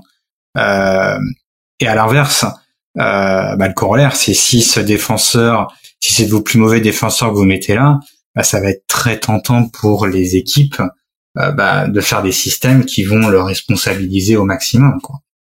Et je pense avant de passer sur un peu la manière d'attaquer le domaine, parce que c'est la suite logique, je pense qu'il y a une dernière variation du Low-Man qui est assez importante parce que je pense que c'est l'une des évolutions qu'on voit le plus, je dirais, cette saison. C'est, tu parlais tout à l'heure des principes de Thibodeau, où quand il est arrivé, voilà, c'était vraiment, on surcharge ce côté fort en mettant quasiment, un joueur du côté faible, qui vienne et qui se mette carrément quasiment en dessous le panier. Alors bon, il peut pas être complètement en dessous le panier à cause de la règle des 3 secondes défensives, mais qui se tiennent quasiment du côté du ballon, donc quand même très éloigné du côté faible, pour dissuader les pénétrations et tout, quoi. Et c'est vrai que ça, on s'est dit, à une époque, c'est devenu révolu parce que plus vous aviez un meilleur spacing, plus c'était dur de continuer à faire ce genre de défense. On l'a dit, voilà, aussi les meneurs qui ont appris à faire ces corner pass, pour punir aussi les joueurs de défense. Et voilà, il y avait aussi les systèmes de passe qui essayaient de punir le plus possible le fait que pendant un instant vous allez surcharger le côté fort, que le côté faible était aminci, et si vous arriviez rapidement à faire transiter la balle côté fort, côté faible, une fois, 2 fois, 3 fois, vous aviez une défense qui était trop décalée et vous obteniez un tir qui pouvait être bien ouvert. Et ça, du coup, on s'est dit, c'est révolu, c'est fini, au revoir, quoi. Et petit à petit, on retrouve les équipes qui essayent de le faire. Et je pense que le bon exemple cette année, c'est les Warriors notamment de Draymond Green, où là, il y a cette idée que on retrouve un joueur qui va vraiment venir côté fort, où on sent, contrairement à il y a 10 ans, la pression quand même qui est mise sur l'ensemble des joueurs qui, forcément côté faible, ça va devenir une zone, mais une zone un peu polymorphe ou à espace assez réduit. La communication et la qualité défensive et l'effort est poussé au maximum pour pouvoir mettre en place ce genre de défense, quoi. Et la preuve, vous avez pas Draymond Green et le système s'écroule un petit peu, quoi. Mais si vous êtes capable de le faire, et on voit les équipes, Dallas qui fait une saison surprenante en défense, ils sont pas loin de ce principe-là aussi, où vous revenez à quelque chose de parfait, où l'action qui est côté fort, où ça implique vos meilleurs joueurs, vous les dissuadez presque de quoi que ce soit, parce que vous savez que la pénétration vous demandera de passer 2 joueurs, et que du coup, le défenseur qui est directement sur vous sait qu'il a une ligne d'aide, donc il pourra être limite un peu plus agressif aussi sur vous, et ça complique pas mal les choses, quoi. Donc c'est vrai que, est-ce qu'on voit aujourd'hui un certain aboutissement du Low-Man à son paroxysme, où le low man se transforme quasiment en troisième homme côté fort en permanence, c'est quelque chose de plus en plus à surveiller de mon point de vue, parce que les quelques équipes qui ont été capables de le mettre en place ont fait beaucoup de dégâts. Surtout qu'il y a une nuance, il y a une règle qui apporte une nuance et qui sans doute, accentue l'effet d'agressivité, c'est la règle des 3 secondes dans la raquette. Ouais. On en a parlé un peu tout à l'heure, mais le fait est aussi qu'avec cette règle, tu ne peux pas camper, évidemment, sous le panier plus de 3 secondes, sinon c'est une faute technique. Et ce qui fait que on a aussi pas mal d'équipes qui se disent, non, en fait, attendre depuis le côté faible à l'extérieur de la raquette, c'est pas assez pour nous. On aimerait faire un peu plus, mais que du coup, comme tu peux pas camper dans la raquette, t'es obligé de carrément sortir de la raquette de l'autre côté, et ce qui fait qu'on arrive sur ces schémas à ce point agressif, quoi, finalement. C'est ça, exactement. C'est vrai que ça fait partie des complexités du low man, qui fait que, comme on disait, le placement idéal, au final, c'est au moment de la passe, c'est que vous êtes déjà dans la raquette sous l'arceau pour prévenir quoi que ce soit. Et le problème, c'est que, oui, mais il y a cette règle des 3 secondes qui fait que, vous pouvez pas rester dans cette zone-là autant que vous voulez, quoi. Ce qui fait que, ça demande une bonne gestion. Et aussi, c'est pas un hasard si la règle des 3 secondes, les équipes, plus le match avance, on sait que c'est l'une des fautes plus le match avance, c'est de moins en moins sifflé, et essaye, je dirais pas de contourner la règle, mais de se dire, est-ce que les arbitres oseront la siffler à ce moment-là du match, pour avoir ces gains défensifs. Beaucoup d'équipes essayent de le faire et c'est par hasard.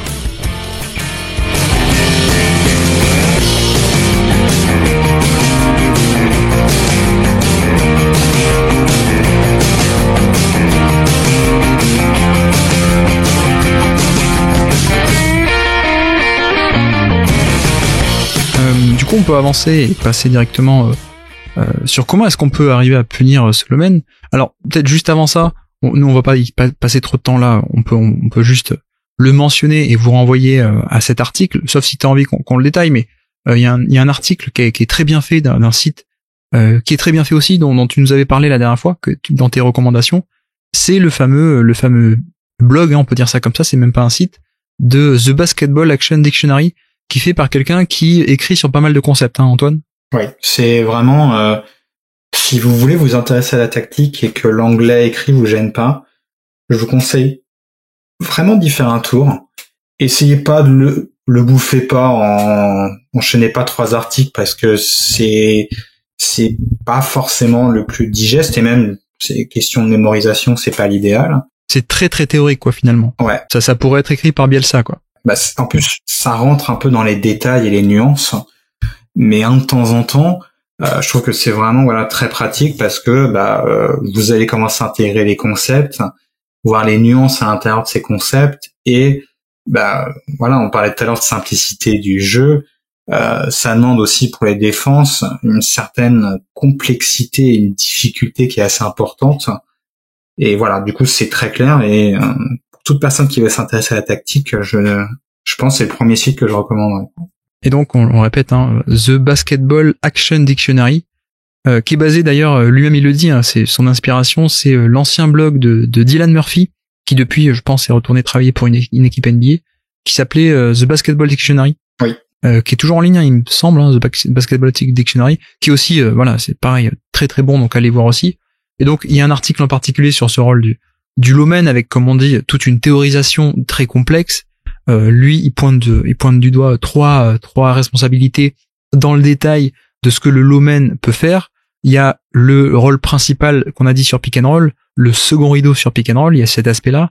Et puis, il y a l'aspect un peu plus classique, peut-être, de simplement aider quand il y a un drive, donc pas forcément un pick and roll, mais juste quand il y a un drive, et que, quand on est côté faible, on est censé venir aider, créer un 2 contre 1, et donc le terme technique, ça s'appelle de trapping the box, donc littéralement enfermer la boîte, faire un 2 contre 1 sur le joueur qui drive.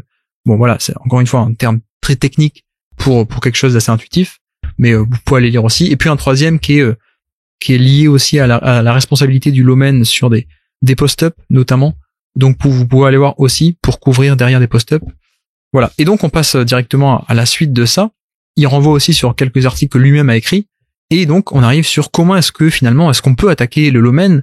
Alors là, non pas sur le cas des défenseurs d'élite, un peu à la Robert Williams, Jaren Jackson, Draymond Green, Antetokounmpo, etc.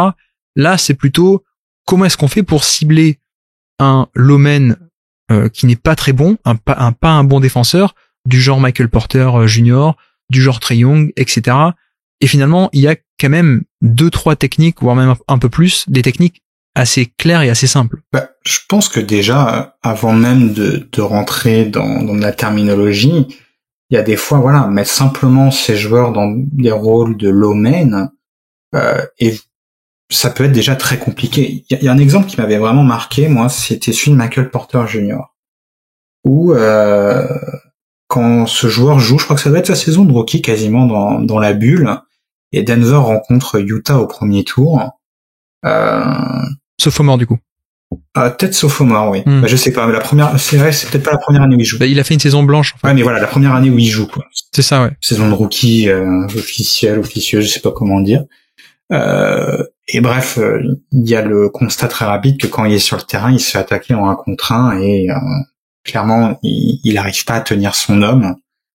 Et voilà, c'est très compliqué pour Denver de garder Michael Porter Jr. sur le terrain parce que on retrouve l'attaque classique d'un défenseur un peu moyen où voilà, c'est le cas d'une attaque. À l'époque, c'était Donovan Mitchell avec le Jazz. On voit l'exemple de LeBron James qui va obtenir un bon switch pour aller attaquer le plus mauvais défenseur derrière en isolation et voilà quoi. Bon, c'était le cas pendant la bulle et l'année d'après, Michael Porter Jr. Vis-à-vis de certaines personnes fait vraiment des progrès défensifs et tient de mieux en mieux son homme. Et du coup, Denver de nouveau en play-off. Il passe Portland au premier tour et joue les Suns en demi-finale de conférence. Et là, les Suns, plutôt de dire, bon, on va essayer d'obtenir que Chris Paul ou Devin Booker puissent finir par attaquer Michael Porter Jr. en isolation. Non, c'est pas du tout l'idée. On va jouer notre jeu de pick and roll classique en faisant venir DeAndre Ayton. Et du coup, Michael Porter Jr., par contre, donc souvent il défendait Michael Bridges, on va mettre Michael Bridges dans une certaine zone du terrain pour faire en sorte que Michael Porter Jr. soit le low man. Et même pire que ça, on va faire en sorte que il soit le seul joueur côté faible. Donc, c'est vrai que souvent côté faible, il y a 2 joueurs, parfois 3, mais souvent un joueur, ça arrive pas si souvent que ça. Et là, on va faire en sorte que non, Michael Porter Jr., c'est le seul joueur côté faible, donc il est low man. Il doit aller, du coup, surtout que c'est Jokic qui défend, donc on revient à ce qu'on disait tout à l'heure, c'est agressif, etc. Donc, forcément, il faut, DeAndre Ayton, c'est un peu une menace et on sait que voilà, Chris Paul, s'il faut le trouver sur le lob, il y aura pas de souci, il ira. Donc, Michael Porter Jr. doit être capable juste de freiner Ayton une certaine séquence sur un certain laps de temps pour freiner un peu et gérer l'action en cas de lob. Mais en plus, vous allez avoir Michael Bridges qui lui va même pas rester en corner et va commencer à monter pour essayer de créer une tension où Michael Porter Jr. doit gérer DeAndre Ayton qui attaque l'arceau. Donc il y a une pression qui dirige vers l'arceau et pendant ce temps, il a personne pour aider quand Michael Bridges, lui, va remonter, donc exercer une pression adverse à celle de DeAndre Ayton. Et du coup, on va le placer dans cet étau, on va l'écarteler un peu en disant, il doit avoir la bonne lecture. C'est ce que je disais tout à l'heure, c'est quasiment des fois plus de l'art qu'une science, où il doit bien sentir l'action, ou est-ce que ça va être un lob et du coup, j'ai intérêt de rester sur DeAndre Ayton et de le freiner, ou est-ce que ça va être une passe sur Michael Bridges où là j'ai intérêt à juste toucher quasiment Ayton et finir directement ma course en close-out sur Michael Bridges, c'est quelque chose de compliqué. Oui, en plus clairement il y a personne pour l'aider du coup. Quand il est tout seul, il est vraiment tout seul en 1 contre 2 quoi. Mais il est seul côté faible. Parce que sinon Michael Bridges s'il remonterait, il finirait sur le deuxième joueur qui est côté faible et exact. Voilà. Pas de problème, il peut aller sous l'arceau en permanence parce qu'il y a un autre joueur pour gérer son vis-à-vis quoi. Et je pense que ces Suns-là, il y a des séquences où ils ont répété l'action 1 fois, 2 fois, 3 fois, 4 fois, et où là, à Denver, c'était temps mort. Mike Malone, temps mort, on arrête, et voire même des fois, des moments, sur une séquence, on mettait Michael Porter Jr., on le mettait sur le banc, quoi. Donc c'est quand même pour prouver l'importance de ce principe et la manière où là, voilà, comme je dis, La complexité, c'est juste un agencement du terrain, de ce que tu disais tout à l'heure hein, sur la stratégie, de mettre les joueurs et d'attaquer une action toute bête, toute simple, mais on sait comment la défense va réagir, et on va mettre en fait la défense en tension et ses plus mauvais éléments dans le rôle le plus compliqué qui puisse être. Oui. Mais voilà, un système, on peut même pas appeler ça un système, quelque chose de tout bête. Et pourtant, avec ce principe du low man et de mettre le moins bon défenseur de l'équipe dans ce rôle-là, vous avez plusieurs possessions où vous pouvez vous trouver complètement avec des paniers ouverts. Soit un Michael Bridges complètement ouvert à 3 points, soit DeAndre Ayton qui finit un lob, bref, des actions à haut pourcentage. Et tu sais, ça me fait penser à un podcast, ce qu'avait dit Ben Folk, donc le grand chef de Cleaning the Glass. Je me souviens, il était allé sur le podcast de Zach Lowe il y a quelques années déjà, à l'époque où c'était bien. Et je me souviens, il y a une phrase qui m'avait marqué, c'est il dit, mais les gens ne se rendent pas compte à quel point le basket, et surtout au niveau élite de NBA, ne se rendent pas compte à quel point c'est une question de ça se joue à un pas sur le côté ou un pas de l'autre côté, ça se joue à un pas près, presque, et ça se joue à une fraction de seconde. On est vraiment sur ce genre de laps de temps, parce que voilà, Michael Porter Jr., c'est pas non plus le mec qui a un temps de réaction de 5 secondes quand tu lui tapes sur l'épaule, quoi. C'est pas quelqu'un de catastrophique, ou c'est pas quelqu'un de... Il est grand en plus, mobile. C'est ça, ouais. Mais c'est juste que ça se joue tellement sur du détail, à la fois du timing et à la fois de positionnement, que en fait, voilà, on parlait de tout à l'heure la tactique qui évolue d'un point de vue des attaques et qui simplement, plutôt que d'être sophistiqué, se simplifie pour juste mettre les bons joueurs aux bons endroits, dans du bon spacing et se reposer sur leur prise de décision. C'est pareil en défense. Là, c'est très simple. Il n'y a pas besoin de faire très complexe. Et juste, on force Michael Porter Jr. à devoir faire une décision. Et le fait est que les mauvais défenseurs comme lui, comme Michael Porter, généralement, ils vont pas la faire souvent, la bonne décision, ou alors un peu trop tôt, un peu trop tard, ils vont faire le mauvais choix, etc. Et donc, c'est comme ça que tu arrives à finalement, très simplement, cibler un défenseur sans ballon et à l'attaquer. Et donc ça, c'est une des premières façons d'attaquer le low man.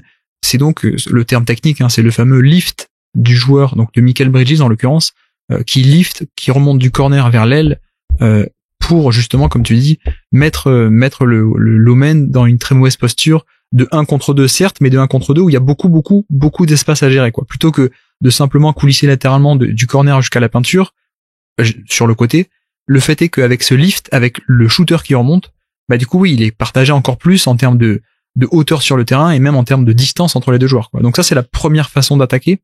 Est-ce que tu veux qu'on enchaîne sur les autres, du coup? Oui. Vas-y, je t'en prie. La deuxième, et qui montre, je pense bien, à l'évolution de la ligue, et comme on disait, à la fois dans le spacing, mais aussi dans la façon de gérer ses rôles, c'est les exit screens. Un exit screen, c'est quoi? C'est un écran qui est, j'allais dire qu'il se rend passé côté faible, mais pas forcément. Où en fait l'écran est posé ligne de fond, mais où l'idée en fait est de libérer un joueur qui par exemple est sous l'arceau et il va vouloir prendre cet écran mais pour aller se placer dans le corner, quoi. C'est vraiment un mouvement de l'intérieur du terrain vers l'extérieur, vers la ligne à 3 points. Et en fait c'est là qu'on voit l'évolution du jeu, c'est que c'est l'inverse d'un flex screen. Le flex screen, c'est vous avez le joueur qui allait recevoir l'écran qui était dans le corner et qui allait passer, donc il y avait ce joueur qui était un peu poste bas, mais vraiment très proche de la ligne de fond, et potentiellement celui qui allait faire la coupe qui était dans le corner, passer au-dessus, en dessous, ça demandait différentes couvertures, mais l'idée c'était, s'il y a une erreur, ça fait potentiellement un lay-up ouvert derrière, quoi. L'exit screen, c'est l'inverse. C'est l'inverse dans le sens où le déplacement n'est plus du corner vers le panier, mais du panier vers le corner opposé. Donc ça que j'ai pas précisé, c'est un écran sans ballon, comme le flex screen, ni le poseur d'écran ni le joueur qui va le recevoir n'ont le ballon, quoi. Donc du coup on se dit ok, ça montre bien l'évolution de la ligne à 3 points, je sais pas, la fameuse critique aujourd'hui, les joueurs préfèrent aller se démarquer à 3 points plutôt que des lay-up. Non, c'est pas seulement cette idée-là. L'idée, c'est aussi surtout d'attaquer le low man. Parce qu'en réalité, la question dans toute cette séquence, c'est qui? Parce que faut imaginer, tout ça, comme je dis, c'est sans ballon. Souvent, en plus, ça va de pair avec une action côté fort qui a lieu. Pendant qu'il y a le pick and roll qui se passe, du côté fort, vous avez ça côté faible, et en fait vous vous apercevez que sur un court laps de temps, le low man il vient de changer. Au début c'était le joueur qui était sous le panier, qui en réalité venait d'autre part. Donc pendant un court laps de temps, ce joueur qui passe sous le panier, son défenseur est le low man, parce qu'il devient le joueur côté faible, le plus proche du panier et le plus proche de la ligne de fond. Mais du jour où il a passé l'écran, c'est le défenseur du poseur d'écran qui devient le low man. Sauf qu'il faut quand même bien défendre la séquence entre temps. Si le joueur potentiellement, je sais pas, on va dire que c'est Klay Thompson. Si Klay Thompson il prend l'écran de, je sais pas, Kevin Looney qui est côté faible, celui qui défendait sur Klay Thompson, s'il se mange l'écran, Klay Thompson il est ouvert potentiellement à 3 points quoi. Sachant en plus que souvent l'exit screen est aussi combiné avec une action de l'autre côté du terrain pour mettre de la pression au panier. Donc en plus de tout ce gérer le 2 contre 2 de l'exit screen, t'as aussi le fait que pendant ce temps tu peux pas aider au panier quoi. C'est ça.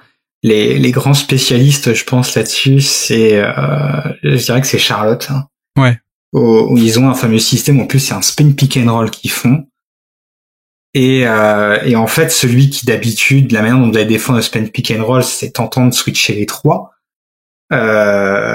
Si vous le combinez à un exit screen, au lieu d'aller poser cet écran sur le drop, et là où le défenseur se dit non mais on va switcher, donc moi ce qui est important c'est que je reste là, il va pas poser l'écran du tout, il se barre à aller prendre son exit screen côté faible, et là sur une séquence, si l'écran est bon, si l'écran reste bon, vous avez ce joueur-là qui est ouvert dans le corner, impeccable, très bon tir, et si le défenseur se dit oh là il est en train de se barrer, il faut que je le suive, ça veut dire que vous avez personne pour aider sur l'action, et vous finissez, en général, c'est Michael Bridges qui, sur une passe de la Melo Ball, en bénéficie souvent. Miles Bridges, pardon. Et vous avez un dunk ouvert, et vous pouvez vous demander, mais comment ça se fait qu'ils obtiennent un dunk ouvert, et vous verrez que cet exit screen, c'est vraiment celui qui brouille les cartes, où, là où ça complexifie tout, c'est que non seulement ça pose de la pression parce que vous avez un écran à gérer, et si vous le gérez mal, c'est un 3 points ouvert, mais en plus de bien gérer cet écran, vous devez répartir les bonnes responsabilités entre qui va être le low man sur l'action. Est-ce que vous le jouez classique où vous chacun garde son homme, et à ce moment-là, le low man, au début, va être le défenseur de Klay Thompson, puis, après l'écran, le défenseur de Kevin Looney, ou est-ce que vous décidez de switcher, ou à ce moment-là, ça resterait toujours le défenseur de Klay Thompson qui serait le low man, et il faudrait que le défenseur de Kevin Looney aille switcher pour aller défendre ce 3 points potentiellement vers Klay Thompson. Bref, je pense que vous commencez à voir un peu la complexité de la chose. C'est l'idée du basket, souvent, et des écrans, c'est de brouiller les pistes. Mais toujours un écran, c'est fait avant tout pour faire réfléchir l'adversaire. Et là, si vous le faites réfléchir et que vous mettez un poil trop de temps, tout à l'heure tu disais que citation de Ben Folds, que le basket, ça se joue des fois à quelques dizaines de centimètres. Ça se joue des fois aussi à quelques centièmes de seconde, ou si vous mettez 0,5 secondes de trop pour prendre la bonne décision, vous pouvez vous retrouver avec un 3 points ouvert, ou un alley-oop complètement réussi, et bref, un panier à haut pourcentage. Mais encore une fois, c'est pas l'exit screen en lui-même qui est la seule action du système, c'est le fait de combiner avec une menace ailleurs qui fait que tu mets finalement le low man et tous les défenseurs dans une position où tu dois faire des choix, et finalement dans ce cas précis des exit screen, difficile à dire, en fait il y a presque pas de bon choix en fait, parce qu'à chaque move que tu pourrais faire, chaque adaptation que la défense pourrait faire, il y a de suite un contre-move que l'attaque peut faire avec cet exit screen, avec par exemple si t'es parfait pour sortir sur le 3 points et que t'es parfait en même temps pour défendre le pick and roll de l'autre côté pour aider au panier, tout simplement il y a peut-être le mec qui pose l'exit screen qui peut aussi glisser au panier lui-même, du coup tout seul. Exactement, c'est ça. Donc t'as plein de variations quoi. C'est en fait c'est là où on voit, et je pense que ça permet aussi aux gens peut-être de comprendre que on dit souvent, mais en défense en fait on préfère un joueur qui est bien positionné à un joueur hyper athlétique, censé capable de couvrir une zone immense. Parce que là, en fait, on voit que ce qui compte, Alors bien évidemment, hein, si vous êtes bon en placement et avec des très bonnes qualités athlétiques, c'est parfait, c'est le meilleur des mondes.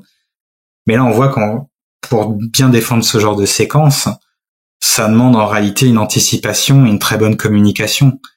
Il suffit pas juste de très bien anticiper soi en disant ok, d'accord, c'est un exit screen qui vient, il y a cette action qui est en train d'arriver côté fort, non mais je reste parce que il faut pas se prendre le alley-oop.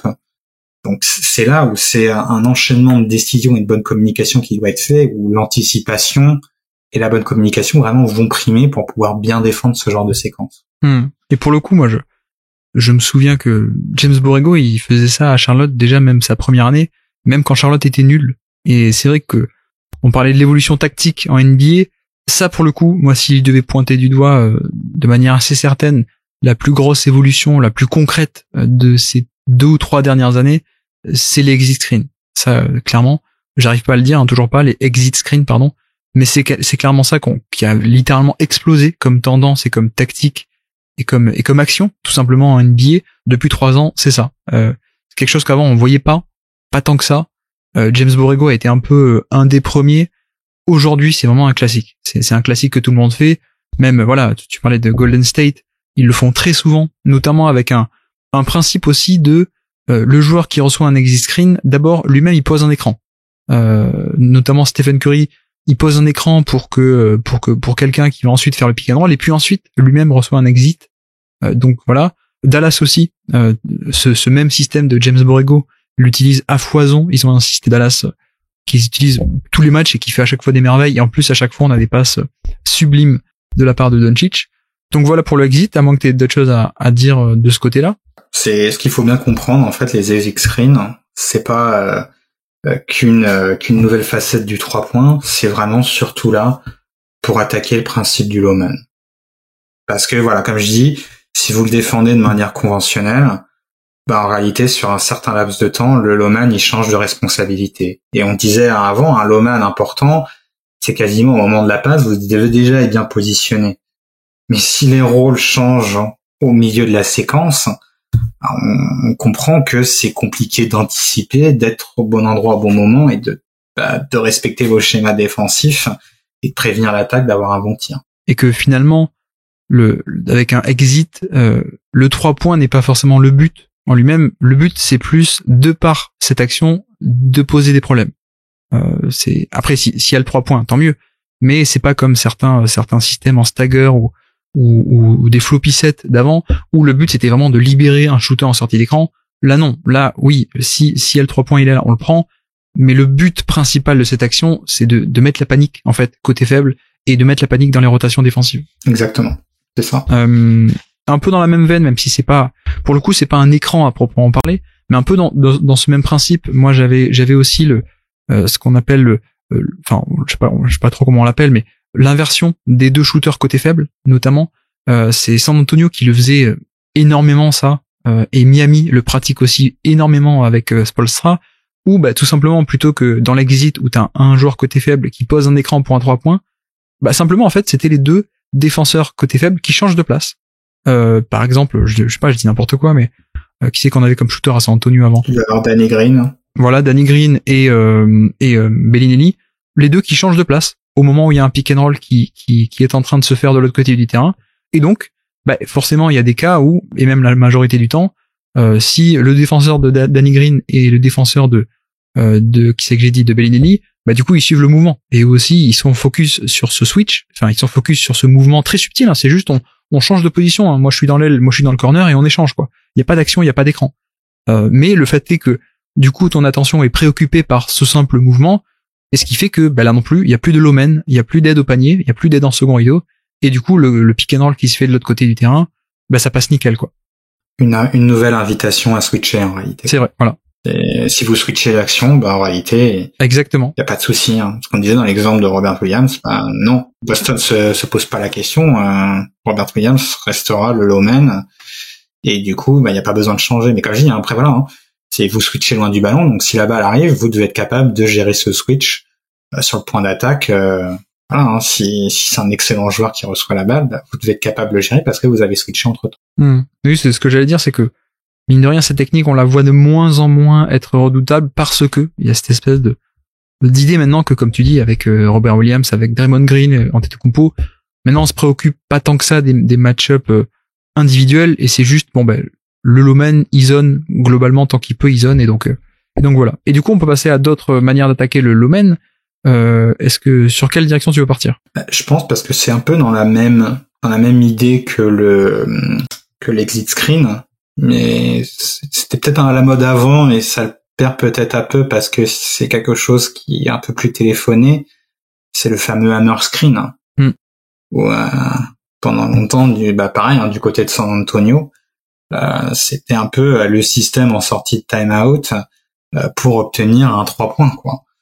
Où l'idée reste la même, il se passe quelque chose côté fort, et souvent avec cette idée que le porteur de balle, c'est souvent Ginobili qui le faisait vraiment très bien, aller a priori s'enfermer ligne de fond, où on se dit se rapprocher que ça soit ligne de touche ou ligne de fond, pour un joueur, pour un attaquant, c'est pas toujours une bonne idée, parce que on dit que ça agit comme un défenseur, quoi. Vous pouvez pas aller plus loin dans cette zone, c'est pas possible, quoi. Donc là, vous êtes censé vous enfermer. En réalité, l'idée était d'aller responsabiliser le low man. Ce joueur qui était potentiellement dans le corner ou dans le dunker spot, en réalité, allait poser un écran au deuxième joueur qui était côté faible. Et ce joueur, du coup, qui était côté faible, mais à 45 degrés, lui descendait sa course, finissait dans le corner, et au moment où Ginobili finissait son attaque et on disait, mais où est-ce qu'il va? Il y a une ligne de passe quasiment le long de la ligne de touche en permanence, qui peut aller trouver ce joueur-là dans le corner opposé. Le joueur qui est libéré à 3 points, son défenseur, il est pris dans l'écran, et vous avez un tir ouvert à 3 points, quoi. Et vous auriez pas le low man, y a pas vous avez aucun tir ouvert. Alors, la différence, pour bien visualiser, exit screen, l'angle de l'écran est perpendiculaire à la ligne de fond, donc ça part du dunker spot vers le corner, alors que le hammer, c'est l'écran est perpendiculaire à la ligne de touche et pas de fond. Et c'est vrai que tu parlais de ça. Moi, j'ai un exemple très précis. Cette année, c'est Miami qui a fait ça 4-5 fois dans un match contre Philadelphie, où Joel Embiid essayait un peu trop sur des remises en touche de venir faire le low man, de venir protéger le panier, et 3-4 fois Miami sur des écrans un peu travaillés comme ça, un petit hammer qui fait que Joel Embiid, du coup, qui est un peu trop proche de la raquette, ne peut plus ressortir à 3 points, et donc 3 points ouverts grâce à ce fameux hammer screen. Alors, c'est vrai que bizarrement, c'est connu parce que San Antonio l'a popularisé. Est-ce que tu connais la vraie origine de ce hammer screen? Parce qu'il faisait jouer par, j'ai plus le prénom du joueur, Robert Ham, quelque chose comme ça. Robert ou Devin Ham, non, un truc comme ça. Je sais plus. Darvin Ham, voilà, j'ai trouvé. Et en fait, c'est George Karl qui a inventé ça. Avec je crois que c'était des Spurs, tu vois. Non, j'ai lu tout à l'heure là sur le Basketball Action Dictionary, du coup. Mais voilà, donc ça vient de George Karl, qui était lui aussi un plutôt très bon coach offensif, mais effectivement largement popularisé par San Antonio. Après, c'est vrai que contrairement à l'exit, c'est quand même, je trouve, un peu plus gadget, que c'est pas quelque chose qui pose autant de problèmes que l'exit, qui vraiment a une portée plus générale sur plus d'actions. En fait, on dit souvent aujourd'hui, ils arrivent toujours à surprendre, mais autant les X-Screen, tu vois, je suis surpris que tu me dis du côté de Miami contre Philadelphie, c'est passé plusieurs fois. Parce qu'en général, c'est le genre de truc, vous le faites une fois dans un match, mais la deuxième fois, ok, les défenseurs sont au courant, ils font attention, etc. Parce qu'en fait, c'est beaucoup plus téléphoné, parce que vous avez plus ou moins qu'un angle de passe pour la faire, et le timing doit vraiment, vraiment être parfait. Et cet écran qui vient être posé, je veux dire, on sait à quoi il sert directement, et souvent, au moment où le joueur va commencer un peu à aller poser son écran, vous pouvez entendre des fois dans les matchs les assistants coach et tout crier hammer, hammer, hammer, pour prévenir ce joueur qui est côté faible, qui va se prendre l'écran, au lieu de regarder la balle, qui regarde un peu ce qui est en train de se passer, qui se prend un peu un écran sur le côté dans son dos, d'éviter cet écran. Et si vous le gérez bien, c'est aussi c'est pour ça que peut-être qu'on voit de moins en moins, ça peut vraiment finir en interception assez facile, quoi. Parce que la passe c'est quand même très difficile, et si vous faites repérer, c'est assez facile à intercepter, quoi. Donc c'est ça qu'on voit de moins en moins, mais Si on l'a beaucoup vu à une époque, on revient aux défenses de Thibodeau début des années 2010, parce que quand vous surchargez vraiment le côté fort, il y avait cette idée, une méthode pour exploiter très vite le côté faible avec un tir ouvert dans le corner opposé, quoi.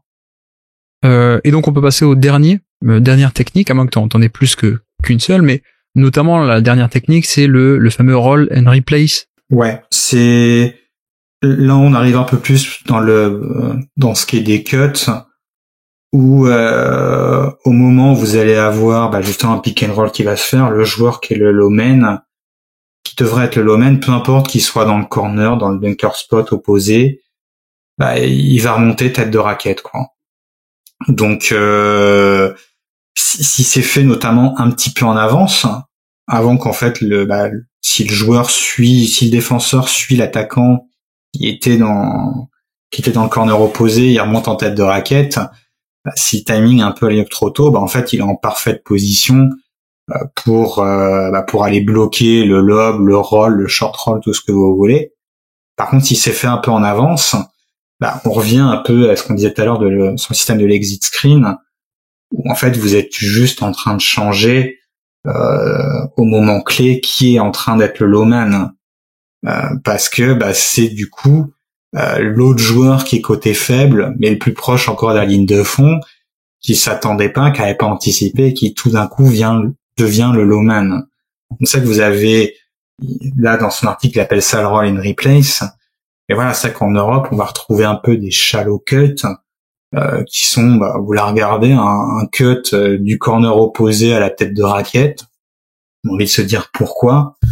Dans le système où vous avez encore une fois une action côté fort pour provoquer l'aide du low man, juste de changer les rôles, de faire réfléchir la défense, qui est concerné à ce moment-là clé, c'est lui qui doit faire la rotation.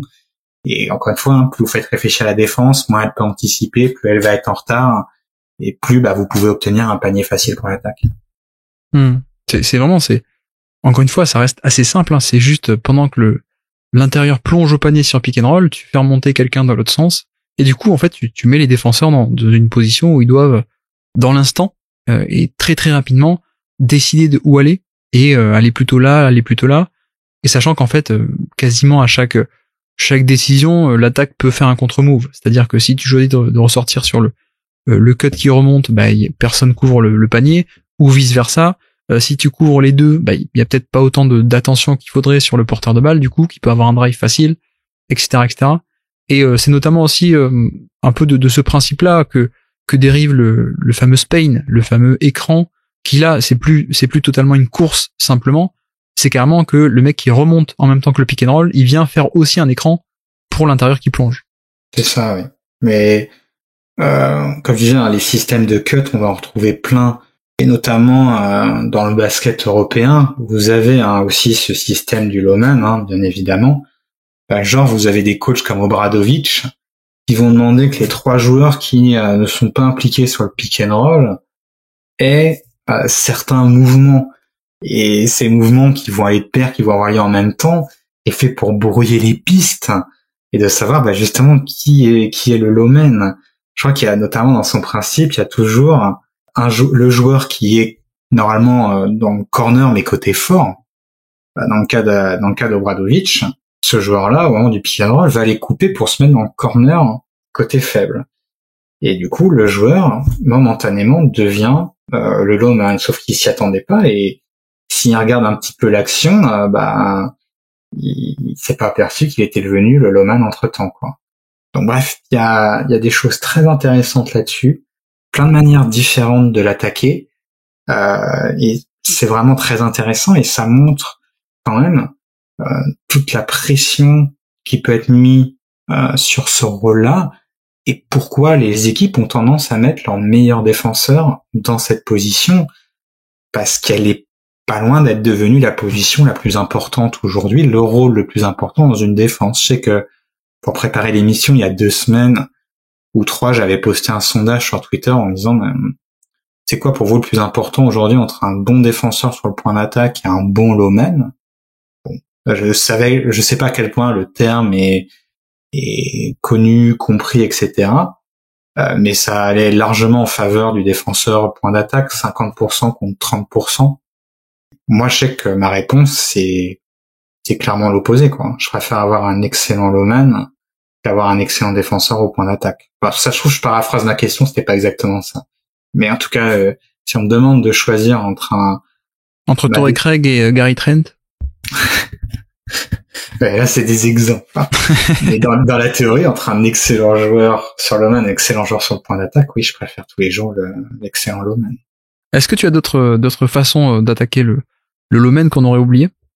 Non, mais parce qu'en fait, il y en a plein, en fait. Un nombre incalculable, hein. Ce que je disais tout à l'heure, où voilà, hein, c'est devenu les Suns le font très bien, hein, c'est devenu une variante.